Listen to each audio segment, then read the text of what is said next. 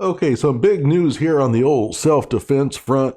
The district attorney in Denver has decided to drop murder charges against Denver TV station guard Matthew Dolloff. If you remember, Matthew Dolloff was engaged in a protest. Well, he was acting as a security guard for a protest. A man by the name of Lee Keltner, pretty much an alt-right, heavy right-winger, pulled out a can of bear mace, sprayed him, and Matthew Dolloff shot him in the head and killed him. All right, I covered this in a previous video of mine, and to me, whether this was self-defense or not was a little bit iffy. I was kind of on the fence on this one. It turns out it's not going to matter.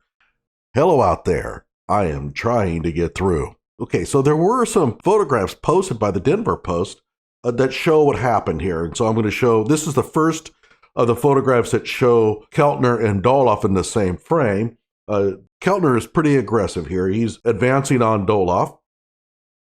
And let's go ahead and scroll down and see what happens. Keltner slaps Dolloff in the head. In his right hand is a can of bear mace. And you can see that he slapped him pretty hard.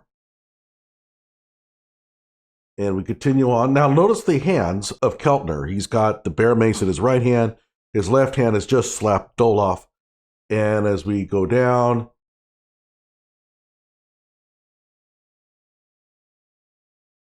we see them facing off against each other.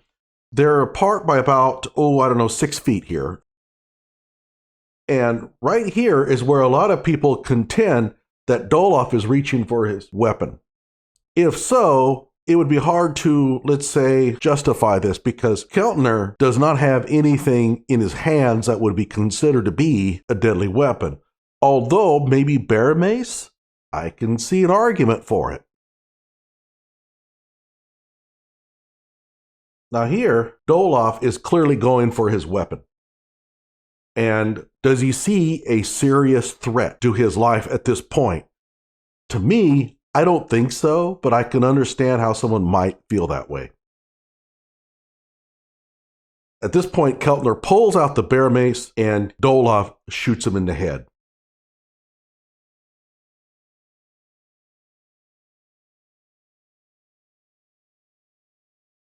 Keltner goes down. Okay, so let's get back to the article. Prosecutors plan to drop a second-degree murder charge against a former television station security guard who shot a pro-police demonstrator following protests in downtown Denver in 2020. And I'll skip it down. It says here, his attorney, they just said they don't believe they can prove the case beyond a reasonable doubt based upon the evidence. Carolyn Tyler, a spokeswoman for the district attorney's office, said prosecutors had informed the family of the 49-year-old victim Lee Keltner that the case would be dismissed. In line with our ethical obligations, we cannot overcome the legal justifications of self-defense or defense of others.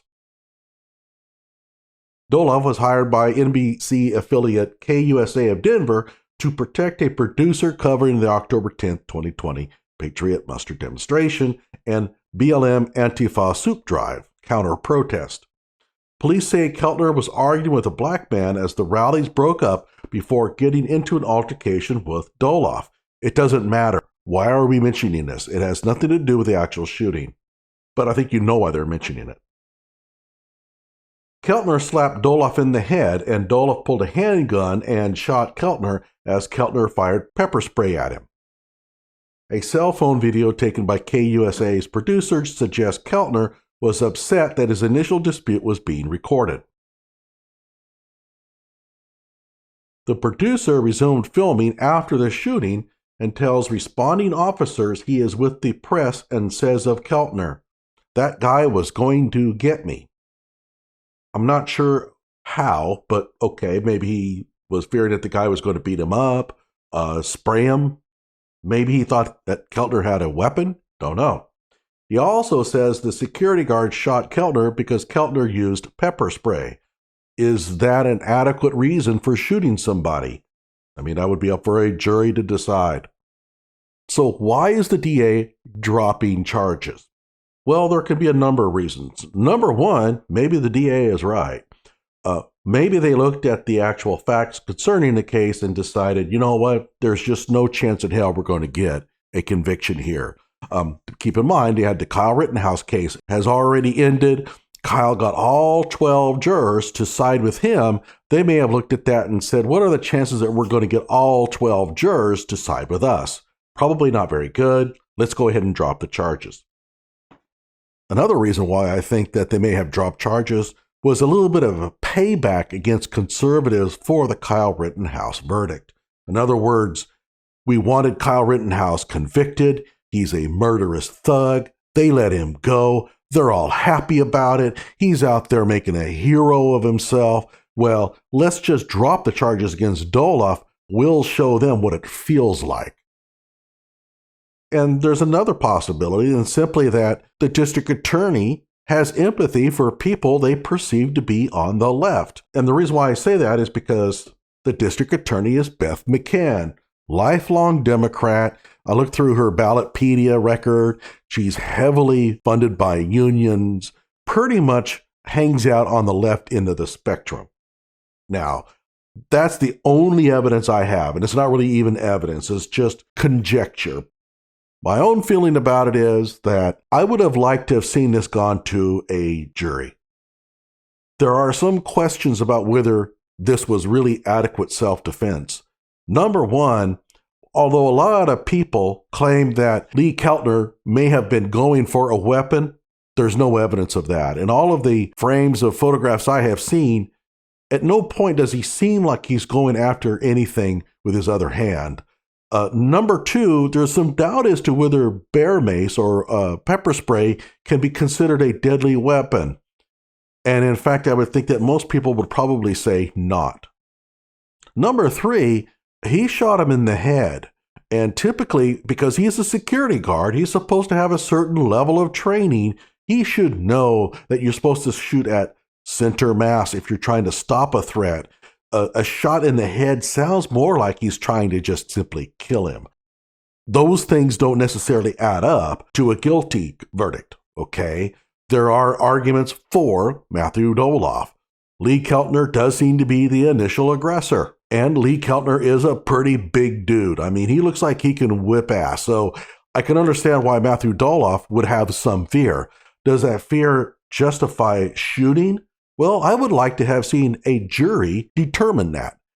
And I will say this, if a jury had come back and said, not guilty, fine. He's not guilty. If that's what all 12 jurors say, then I can't argue against that. But in this case, they're not even going to get a chance to look at it.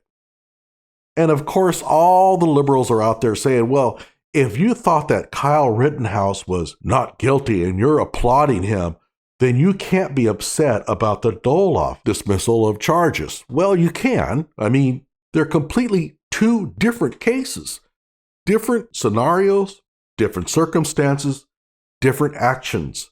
There is no reason to believe that just because you believe such and such in this one case, that you have to believe such and such in this other case.